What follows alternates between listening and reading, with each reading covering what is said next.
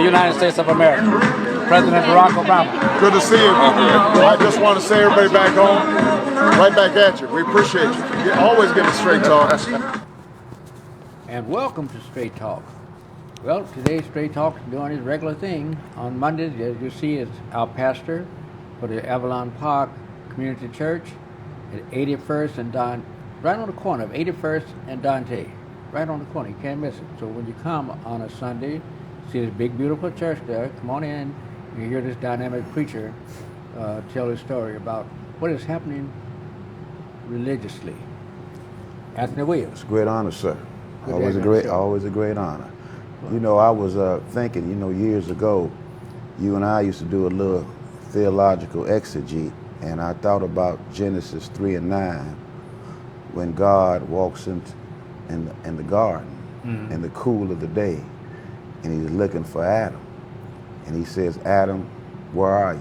Out of King James, he'll say, the King James writes, "Adam, where art thou?" But I'm talking about, "Adam, where are you?"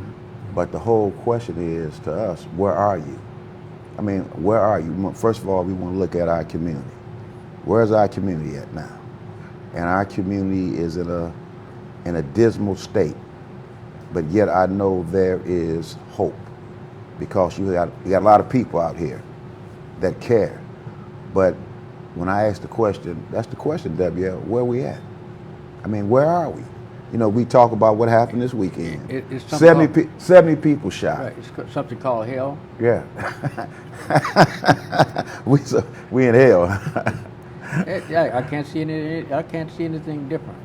I see us being in hell. Can we get out? That's the question. Where are we? First of all, you ask the individual, where are you individually? I mean, where you at? Where are you at with yourself? I mean, with yourself. I didn't even put God in the picture yet. But where are you with yourself? And some people don't know where they are with themselves. Some people don't recognize the power, what they have, the potential, what they could be. And then what I see now, They don't know that they are God. that's true. They think God is flying around up in the sky, looking over everybody. God is inside of everybody, looking over you That's right. and attempting to lead you in the right direction. The divinity of God is within all of us. It's there. It's real. I mean, you can look around and look at the magnificent things that humankind has done. But the question becomes now is, where are you? What's your purpose?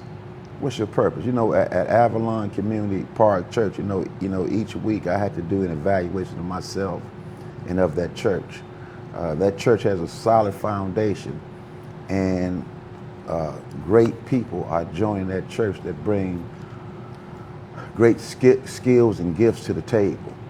And it's my prayer that church will continue to be a beacon of light, and that Avalon Park Church will continue to empower and inspire people and motivate people to realize, where are you? Where are you? Where are you with yourself? A lot of people say, well, I mean, I'm going to go back to the fact that 70 people got shot, 6 are dead during this July 4th weekend. That is indeed insanity, and we are in a state of emergency.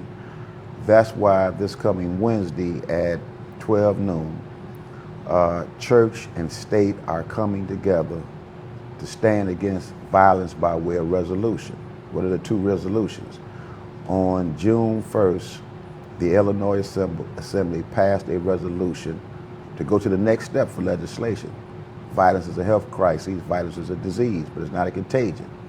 United Church of Christ on June 29th, I believe, passed a resolution calling for U.S. congressional hearings on civilian violence. If we don't face this issue, ain't nothing going, and you ain't rebuilding nothing. You're not rebuilding anything, because once again, we're accepting an abnormal behavior as a normal behavior. So, I mean, where are we as a society? I mean, look at what's happening. I mean, like you had said, WL, we're seeing this meltdown and this erosion, and it's rapidly taking place. And if we don't intelligently address the issue by way of legislation or public policy, all the marching and prayer vigils in the world are not going to stop this. It's not going to. So I mean, the question is, where are we? I mean, where are you? Because the fact is that people are afraid to go out at certain times now. You know, people are walking around with concealed and carry. People are walking around illegally with a gun. Right. But we cannot continue to operate like this in society, and we cannot continue to operate as broken spirits. And you know, you and I recall, and many people that's watching this show recall, when we didn't have to deal with this issue. Right. And we could focus on other things, and we knew where we were going. We knew where the community was going. We understood what we were dealing with. We understood the nature of the beast. We understood the circumstance we were under as a people. But now you talk about the whole society across the board. We are facing the number one problem of our time, and that is violence. And that's why at Avalon Park, we're developing a unique ministry called Plant a Seed for Avalon. The objective is, it is a specialized ministry to focus on solutions as it relates to the issue of violence, to bring about some form of civility, and to encourage people that you don't need to live in fear. The issue has got to be addressed, and I just believe in this case, okay, where's the church? The church is going to have to take lead on many things now. The church is going to have to draw a line in the stand and say, we are the loyal opposition. Personally speaking, I'm an underdog person. Personally speaking, I'm the loyal opposition. And so I ask each individual, where are you? I say to the church, where are you? I say to each man and woman and child, where are you? Do you understand your purpose? Where are you with your purpose? Where are you with your mission? And then what is the end game? And so, I mean, there's so much, you know, like you said last week, there's so much confusion. People are just numb. They're just numb, and they're numbing themselves with drugs and alcohol, et cetera, because people don't know where they're at. They really don't know where they're at anymore. They don't know where things are at. Things are unstable, things are uncertain, things are unsure, and that doesn't build a healthy society. The role of the church is to all faith-based institutions, rather. Right. But then right. I speak for the role of the church as a churchman. But all faith-based institutions need to be building people up, encouraging people to move forward, and standing on the right side of history. So the question becomes, where are we? Or where are you? You know, what we got to do is continue doing it. That's what you're doing, asking those questions. But at the same time, we want to ask, do you want to know who you are? Yeah. Do you want to know where you are? Do you want to change what you're doing in the conditions that we're in? It appears that we don't want to change our conditions. You know, it's so easy to change these conditions. You know, for instance, all we got to do is just start looking at each other differently. Correct. I can't look at you and hate myself. Right. Because I see me in you. Correct. Correct. You know, and it's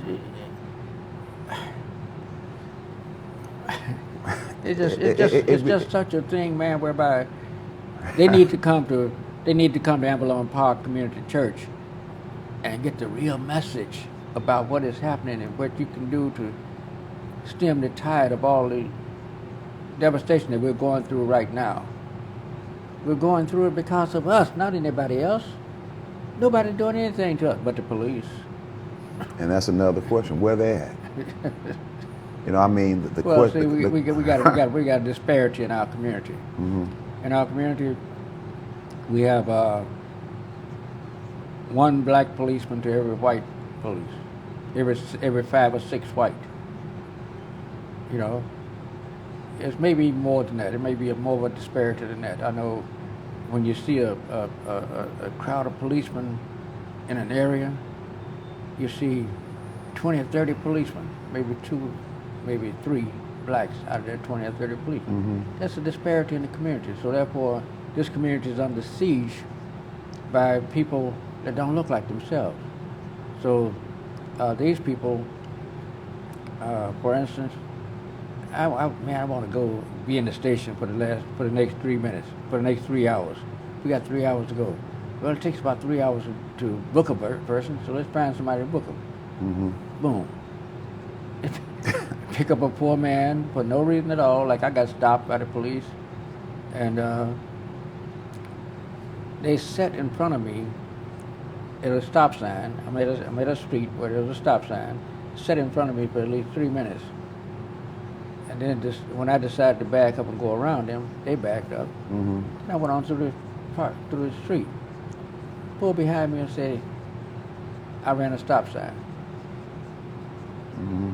Now, if I was John Q. citizen who, didn't understand the mentality of these people, I would have, man, what you talking about? I ran a stop sign. You know, you sit in front of me for 3 or 4 minutes, and I'm sitting there at the stop sign. You know, I didn't run no stop sign. You ran a stop sign. Give me your driver's license. And the average citizen would sit there and argue with him. So what will he do? Pull him out of the car, put handcuffs on him, and lock him up for disorderly conduct. Mm-hmm. And it take 3 hours to book him for disorderly conduct. Look at the money we are spending for nothing. Right. They booked this man for disorderly conduct. They're not coming to court because for what? Let him go. We just wanted to get off of work for 3 hours. So the question becomes, where are you and where are we? Now, where are we? We don't demand anything. We're talking about the black community. Right. We don't demand anything. You have any ineffective aldermen in all these predominantly black wards. They're all ineffective as far as I'm concerned. No, they're co-opted. You're well co-opted. Well, if you're co-opted, then you're ineffective then. Because you can't serve the interests of your constituents. They don't even know the interests of their constituents. They think that they're running the ward. They think I own the ward. I own this ward. I'm the alderman of this ward. I'm the state representative for this district. I'm the state senator for this district. Fool, you're a representative of the people. Correct. You're being paid by the people to serve them at City Hall, serve them in Springfield, serve them in Congress. That's your only duty. That's a serious identity problem. Now going and the back. police are hired by your servants, by your downtown servants. Mm-hmm. The police are hired to serve and protect you, mm-hmm. not to come out and rule over you and treat you like you're a damn a criminal or one of their little boys or something. I mean, they come to this community and they treat people like they're kids. But I looked in this guy's face instead of me arguing with him. I laughed in his face. Just laughed hard. And he's, what's funny, sir? I said, hold it, let me get my composure. Let me say again. I failed to stop at a stop sign. Yeah, we drove real slow so you can go on through. I bust out, started laughing again. Are you a policeman? He knew I knew what the hell he was doing, right? Mm-hmm. Are you a policeman? I said, not right now, I'm retired. I said, I'm a private detective. You got your license? I said, sure. I showed him my license. Okay, sir, I'm sorry. He got in his car and left. Well, once again. No, but like I said, if I had been John Q. citizen, I would have argued with him and got locked up for nothing. Mm-hmm. To make sense for the audience tonight, I want to, you say, where are we? Where are you? Where are we? Adam was hiding. He was naked. So when he appeared before God asked him, say, I was looking for you, brother Adam. What was you? He said, you know, I was naked. He said, well, who told you were naked? Who told you were naked? And we see nothing but nakedness as it relates to our community. I use that analogy. We're naked. We have no cover. We have no political cover. We have no economic cover. We have no cover. We got it, but we don't know it. Well, let's see. We do have it. That's the negative to say that. We do have it. We're not properly using it. Right. We're not properly protecting ourselves. We're not, you know, when I look at in the face of a 5-year-old child and speak to that child doesn't look you now, holding the head down. And then I look in the face of a 20-some-year-old man, he's holding his head down.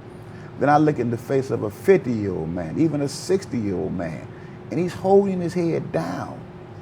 Holding his head down because of the brokenness, the broken spirits. We have too many broken spirits out there. Our people have got to be elevated and motivated to a new level. I hope and pray that while I'm at Avalon Park serving as the pastor, that it will be a church when people come, they will be motivated and inspired to go out here and to say to this sin-sick world, where are you? Who are you? What's your mission? What's your purpose?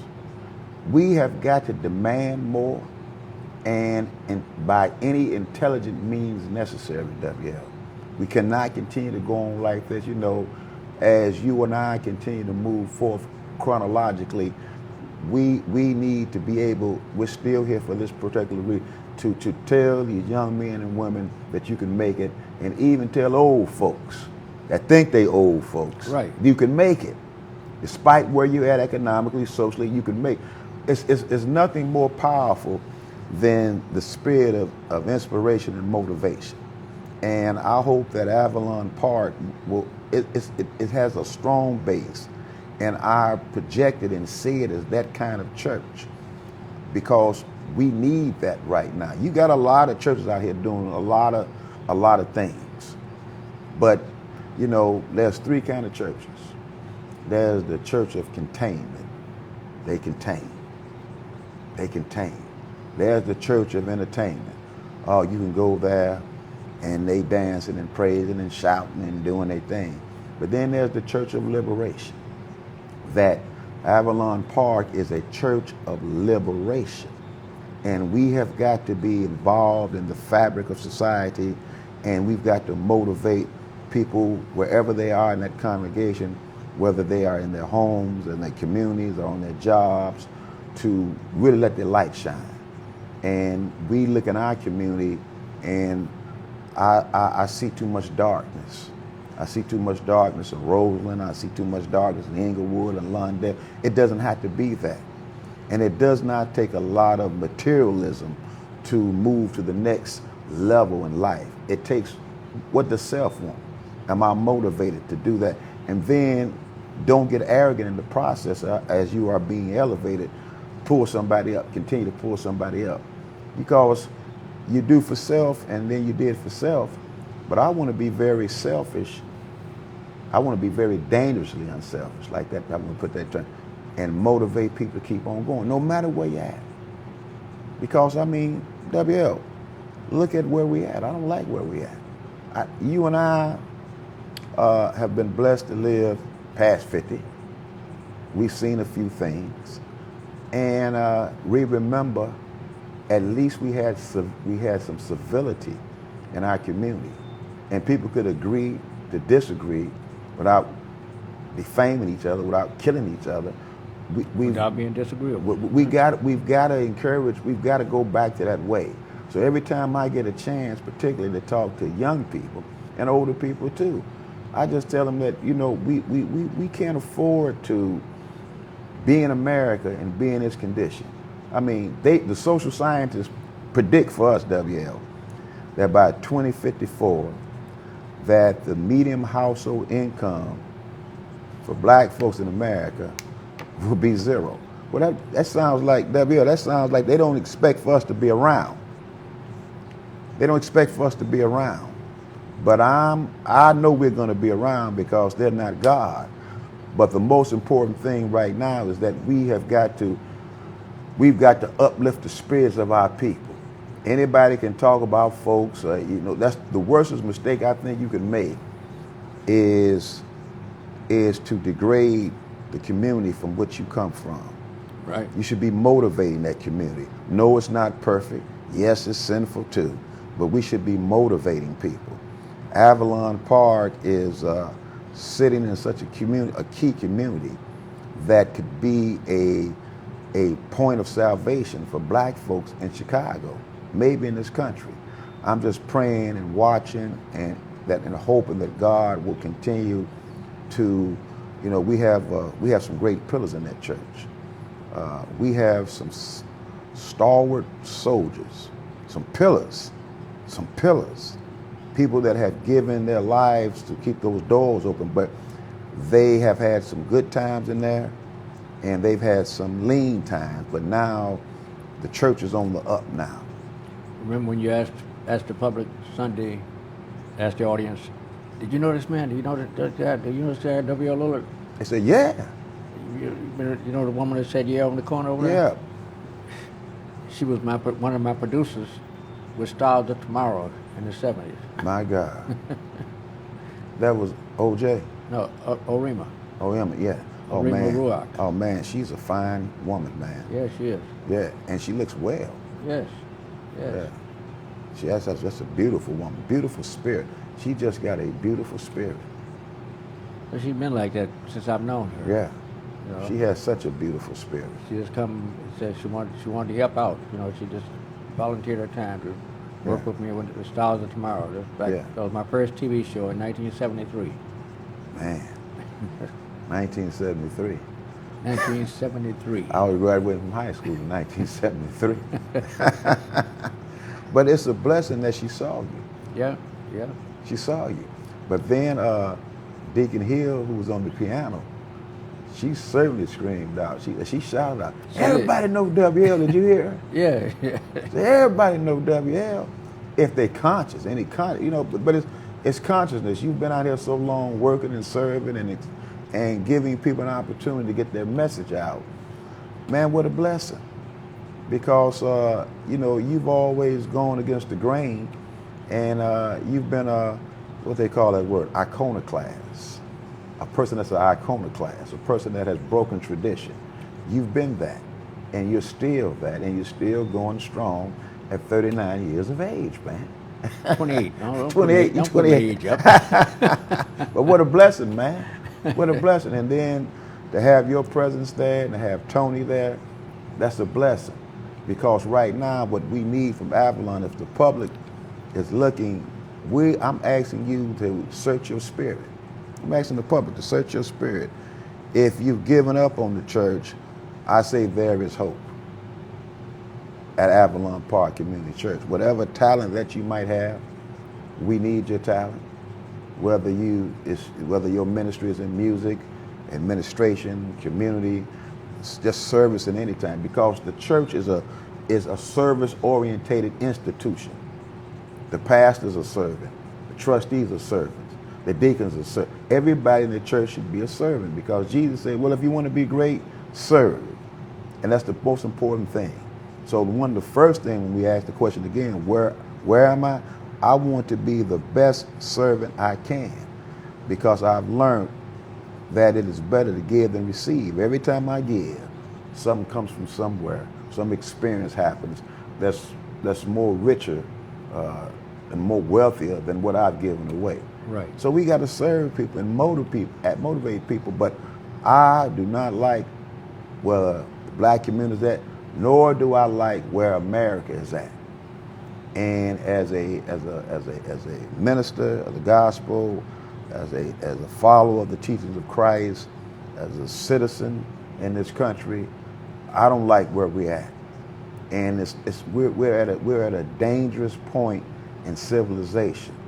And so if we don't ask the question, you know, where are we, then we're in for a greater fall. And then what we're leaving our children and our grandchildren and future generations, we're leaving them disaster.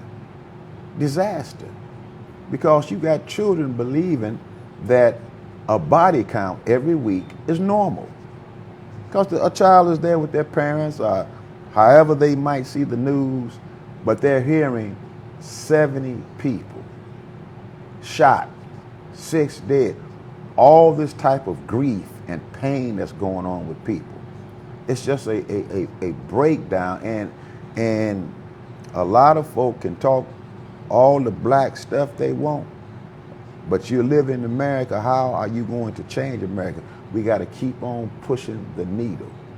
But the most important thing is to circle the wagons and take care of our own and take care of our own community. I still believe that the black people are the salvation of America if they step up to the plate. They'll say, well, you know, we don't have the resources. We have everything we need. I just read, and I hope that it's true, that the AME Church is partnering with all the black banks. If that's happening, that's a good thing. Now, the AME Church is the oldest black institution in America, but they should have done that a long time ago. They should have did that a long time ago. It set up their own financial system. White mainline churches in the Catholic Church, WL, they have banking systems, and they can help their churches in crises. They can help their pastors in crises. They can help the community in crises. But the black church looks for you, the traditional black church looks for you to show up on Sunday and put something in the offering, and then you take the money and you put it in an all-white bank, because there's no more black, but we're talking about the Chicagoland area. So my future for Avalon Park is that God is showing us, the Spirit is showing where we're at individually, where we're at collectively. We've got to have a vision to look towards the future. And I feel as a visionary spirit in that church, that we, at least by 2 years, establish a credit union, that we make sure that we touch every aspect of that community we're in. And we want people to know that when they walk in that church, they are safe. And we want people to know that they are loved and cared for, and we support you as long as you don't bring no nonsense up in there. It's the only thing I'm saying. Don't bring no nonsense up in there. That's why I had to step in and correct it. Other than that, it's a great church. It's a great place to be. But what I love about the church is the intelligence of the church. Mm-hmm. Mm-hmm. Because unfortunately, we have too many ignorant churches out here, and we have too many ignorant pastors out here. And that is danger to our community. And it works against the interests of our community, it works against the interests of our people. So, I'm elated, but at the same time...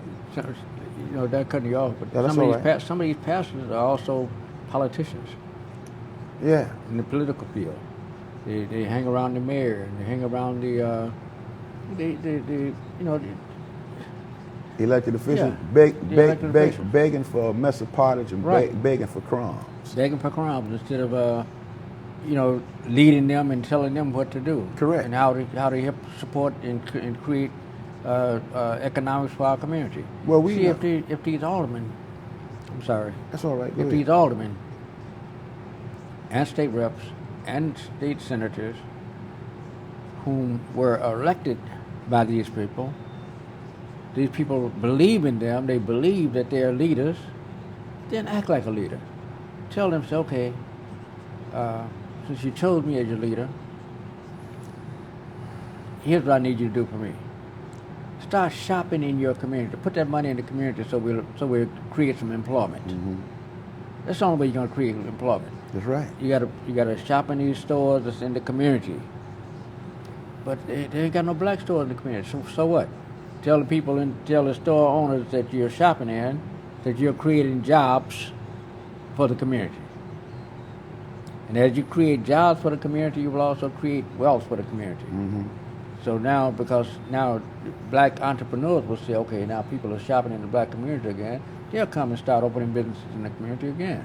Mm-hmm. Right now, most of your black business people are running large white corporations. True. Or they're assistant managers of corporations. Correct. And they're doing things, they're making money. They say, since they're going to our community. But they got a boss. Not shopping. Right. But they got a boss. Yeah, yeah. And they are signing the back of the paycheck. Right. See, the thing about you, still today, you're still signing the front. And that's a blessing. Right. That's a blessing to be able to say, I signed the front of the paycheck. I don't sign the back of the paycheck. That's true. But the most important thing is they know that the people in the community are not shopping with them. So why would I waste my time when I can go and get a job making $150,000 downtown, sign the back of the check? Yeah. At least I got $150,000 a year coming. Correct. Okay. If I go over in this community, like for instance, I heard a guy, see, who opens businesses in the black community usually are people who are not really business people. Mm-hmm. They don't know how to ingratiate themselves to the public, go in and, hey, listen, I'm here to serve you. What can I help you with? Make the people love you.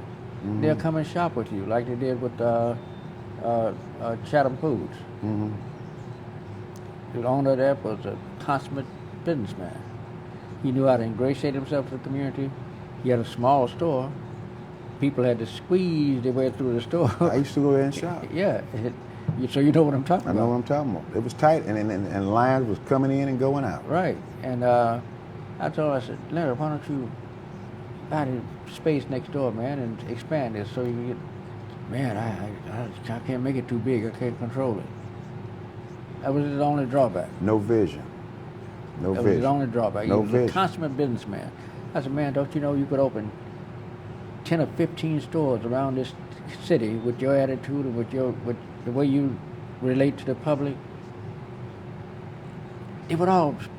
He said, man, ain't no way in the world I can control that many stores. But WL, I said, it's the idea. We want to. You and I knew old man Rawls, and you know when he was in his 90s, he was talking about his 10 and 20-year plan. mm-hmm. Even though he was on what he was on, but you had to admire he had vision. Right. I read somewhere by Miles Monroe, The Power of Vision. He said most people think the greatest thing God has ever given us is sight. He says not sight, it's vision. So Right. where are you in your vision? In your vision. And where are we collectively in our vision? Right now, the vision is like at zero. We need visionary people in our community that will step up to the plate and get the job done. We need visionaries. We need visionaries. We need more visionaries, and they're out there. They're out there. They're out there, and I'm praying for the visionaries to come to that church because that church can incubate some businesses. We can Right. motivate some people Right. to move forward. It's got to happen. If it doesn't happen, then I'm there in vain, man. I'm there in vain, and I don't want to waste the people's time, nor do I want to waste God's time, nor do I want to waste my time. It's the vision. And you know, sometimes people are slow to catch on to the vision, but it's like this, I can show you better than I can tell you. You know, when we are blessed to have you come through that and be a part of that membership. And I said to myself, people don't really know how blessed we are to have them here, and others are coming. One of the members asked me today, I said, you know, God is blessing us, skilled people are joining the church. She said, well, where they at? How come they? I said, well, hold up. First of all, they just got here. But I said, every Monday night, WL Litters is allowing us to market this church. I said, it's priceless, and you don't have the money to pay for it. We don't have the money to pay for it. That's vision.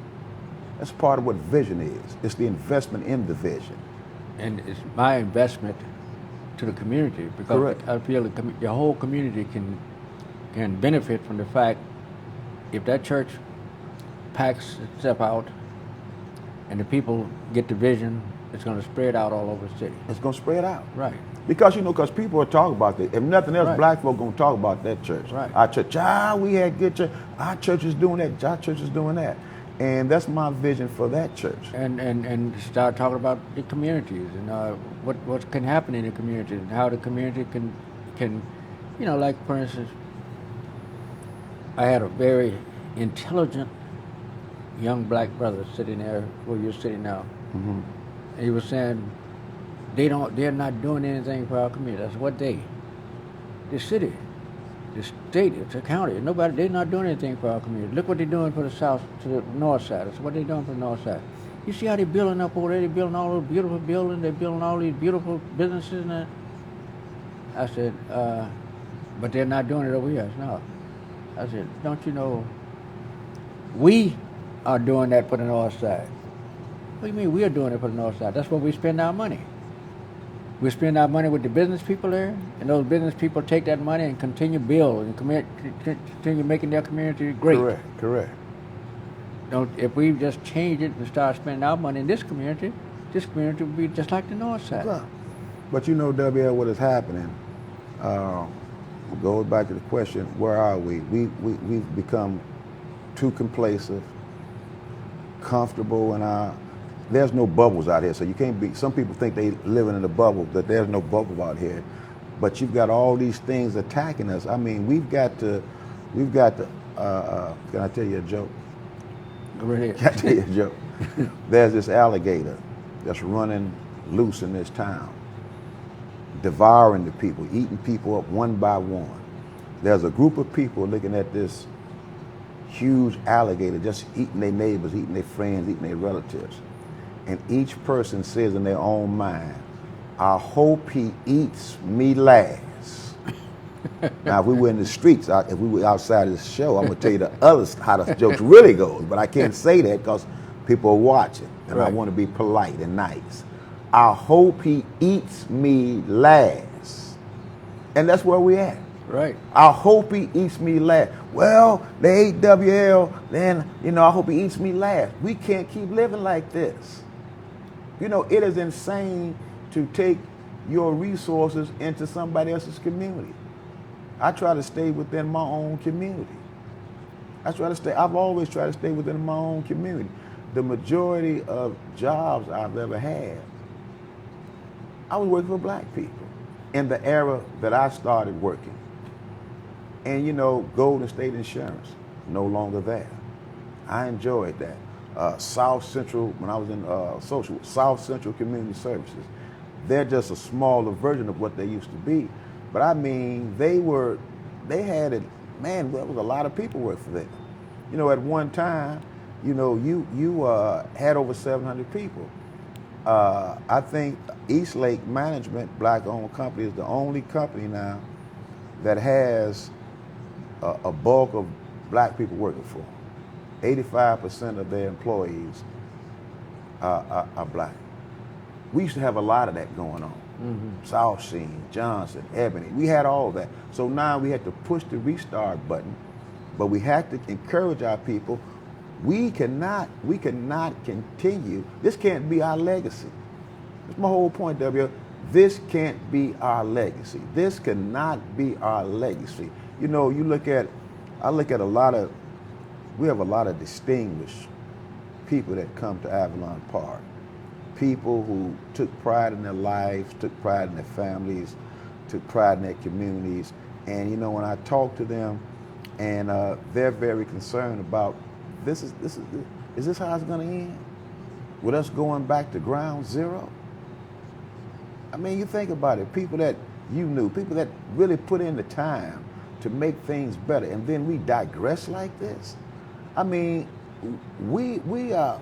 I'm ashamed, man, because if it's failure there in the community, it's failure on me. It's a reflection of me.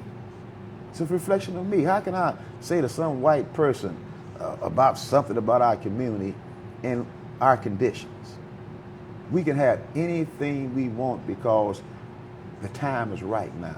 With all the crisis, with America being in the crises, we have an opportunity to rise like the phoenix. Black folks have an opportunity in Chicago to have more than what they ever had before. It's not very difficult. It just takes like-minded people coming together. Avalon Park is a church that's drawing like-minded people in. I forgot the director wanted us to go to commercial. We're having a good time. Thank you. We'll be right back after these messages. Bye-bye. Hi. Hoping for a crisp breeze to help keep you alert. Oh, he took a sip of water too. That'll probably help.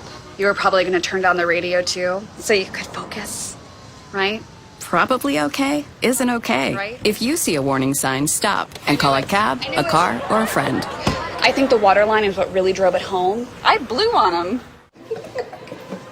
Hi, I'm a warning sign. I let people know when they're... Oh, gotta go. I'll be right back. Hi. Tropical World. Come to Golden's Tropical World for tropical fish of all sizes, colors, and types, and other small animals like iguanas and birds from all over the world. There are beautiful tanks, pet supply needs, including dog and cat foods, and expert consultation. Check out Golden's Tropical World, 8611 South Ashland Avenue, Chicago, Illinois. Call ahead, 773-239-8809. Your Pet Shop.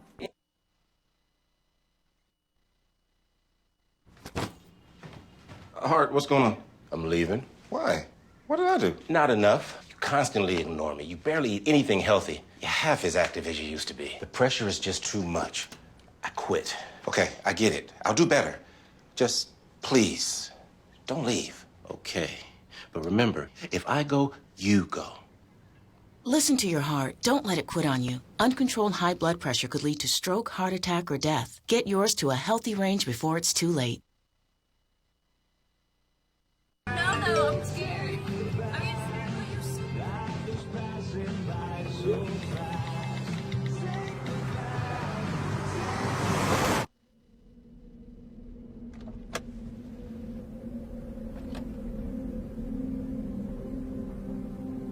Do you know that you're in my lane? No, not at all. Are you not paying attention? Are you texting? I was just checking in with my mom. I was telling her that I thought we'd be home by 6. It's okay. There's enough time. Just pay attention. I'm not even halfway through my text. There's no way. I'm not even going to look up. My babies are in the car. You have to pay attention. It's just supposed to be a quick text. I'm so sorry.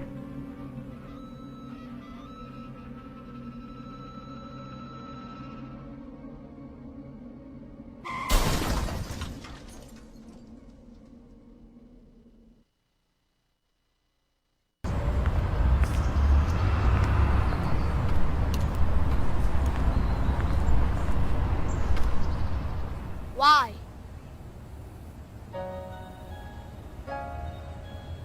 Why? Why are you following me? Why my hoodie make me look suspicious? Why does my music make me dangerous? Why are people that are supposed to protect me attacking me? Why are you afraid of me?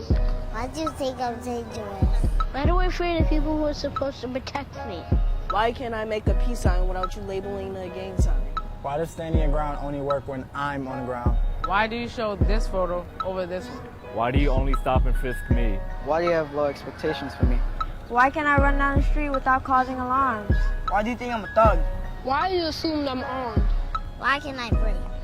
Why is my mom scared every time I leave the house? Why are you targeting me? Why am I a target? Why? Why? Why?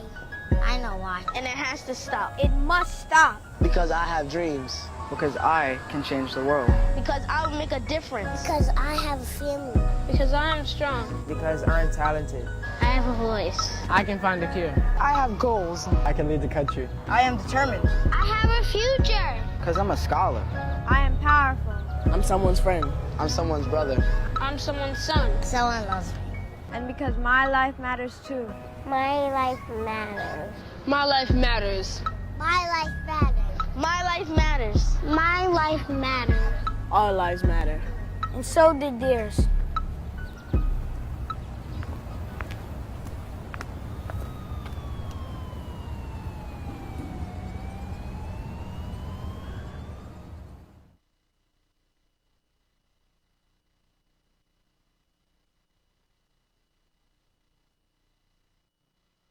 Every now and then I get that feeling,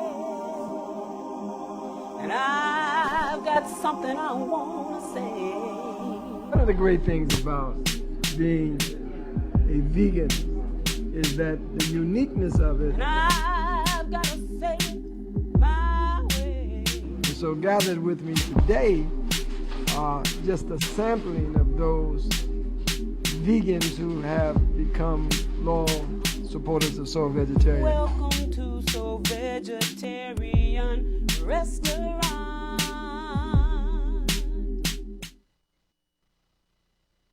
We're back, and we're talking with Pastor Anthony Williams of the Avalon Park Community Church. Be there on Sunday, or be square on Monday. Right. Well, thank you for letting me talk about Avalon. I think Avalon Park has a very unique personality. And that name Avalon means apple orchard. Apple orchard, or orchard of apples. That community at one time had a lot of apple orchards, you know. Right. And that church named that community in 1912. They changed the name. It was called something else I can't recall, but it was Avalon Park Community Church that changed the name of that community. to the name that it has now, Avalon Park. Uh-huh. So it has the history, and anybody that understands history, you build on that. You build on the history. You build on the remnant that's left. You look at our community. We have enough left. We have enough of a foundation left to rebuild Black Chicago. We got to rebuild it. Yeah, we all live in Chicago, but we got to build we got to rebuild. We got to rebuild the consciousness and the culture of our community. The consciousness is very, very important. Consciousness is very important. You know, and you're absolutely right. We got to. How can we, in good conscience, except and let someone tell us that now you're the minority now. Most of the black people moved out to the south, the west suburbs, and all this. So you're the minority in Chicago. And we seldom believe that. Gabrielle, you know, when you and I were growing up, our parents and other people around us used to tell us that we were race people. You're for the race. I'm a race man. I used to say, oh God, well, my father said, we're race people. We are race people. And you had to, anybody, you're kind of lame if you don't look out for the interests of your community. Because when I look out for the interests of the community, that helps me. When I look out for the interests of my community, so I'm very. Your kids, and everybody. Right. And the bottom line is that Avalon Park is a very unique base, and as we are rebuilding in the rebuilding stage, I'm very pleased to see what's happening. I'm very pleased with the people that are united there. The foundation is solid. I mean, you have people in there, and they run that church they don't like you being late now, and that's the beauty. I was pulling up to the church today, and they called me and said, you know, the meeting is starting. I said, I'm outside. I'm outside. So it's beautiful, but I'm praying that God will continue to send like-minded people to that church. People who want to serve the best interests of our community, people who truly want to serve God, and people who are going to ask the question, where are we? Where are we? And that's what I'm concerned about. I'm not concerned about I. I will do real good if we are doing better. Absolutely. I will do real good if we are doing better. And that's my philosophy. And that's where we've got to be right now. Because we've got to, you know, God asked the same question to us today. Where are you? Where are we? And so we've got to get our purpose tight, our mission tight, and we don't have to go back to square one because we have enough examples out here, enough models out here, enough information to do anything we want to do in our particular community. But what happens too, we have another issue. Now, remember now, in the story of the Garden of Eden, they talk about this creature called a snake. We have got to contain the snakes in our community. We got too many snakes still in leadership in our community.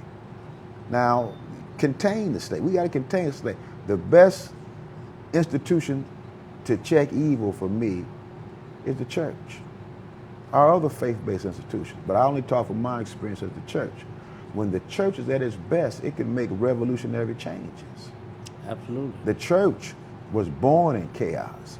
Most professing Christians are ignorant when it comes to church history. I ain't talking about the Bible. That's another issue. I'm talking about church history. How did we move from point A to point Z? If I talk to the average Christian about the Protestant Reformation, they wouldn't understand what happened. That Martin Luther, where Martin Luther King Sr. and Jr. got their name from, took on the Roman Catholic Church, which was the government, and said, guess what? You're suppressing my people, oppressing my people, stealing from my people. I'm going to strike out with the word of God. Or in the history of the black church, Azusa Street, what happened with the Church of God in Christ, the great revival they had, the spirit that it built with the people, our understanding our history in the black church and the sacrifice that so many people brought us to. You know, without the church, you know, then we really don't have a true civil rights movement. And once again, it is the church that must draw the line in the stand and speak out. Now, you know, I mean, if you're really talking about being a follower of Christ, then you're talking about being a radical. You're really talking about being a radical. Because this stuff that half these folks is teaching, I don't know what they teaching, man. But if you're talking about being a follower of Christ, if you're talking about the teachings of Christ, then you got to understand what Romans says, that we are not to conform to this world, but we're to transform the world. And I just can't in good conscience continue to, every day I try to do something to push the needle, because you got to work around systems and work through stuff.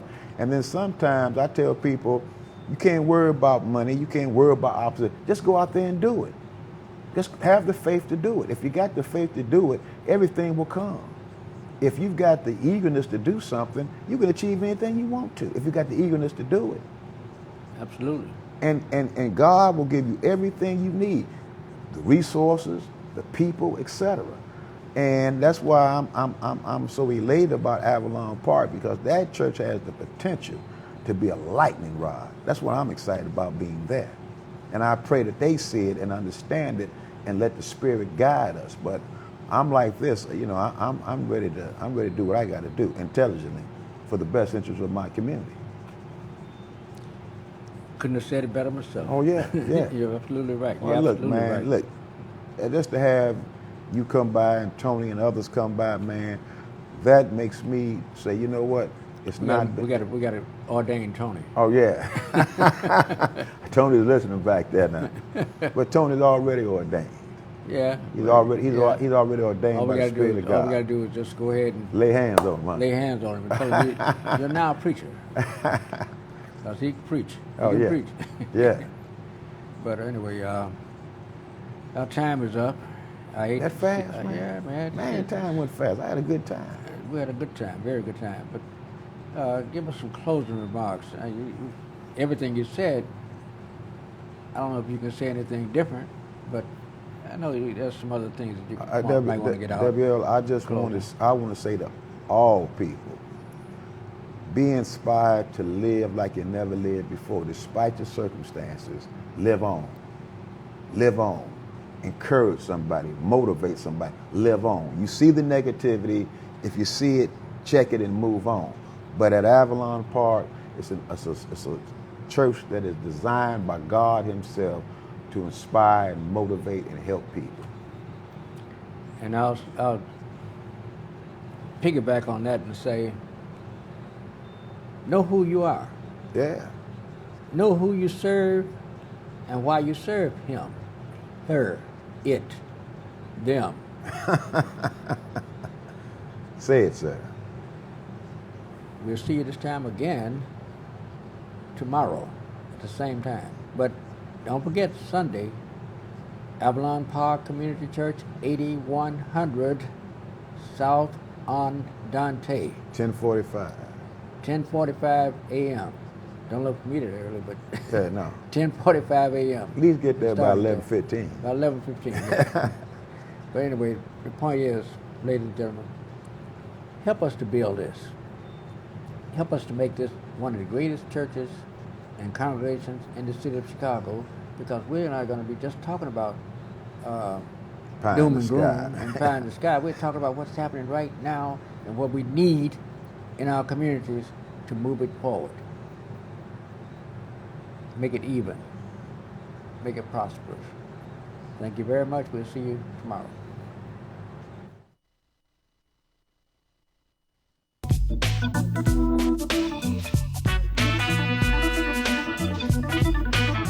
Thank you.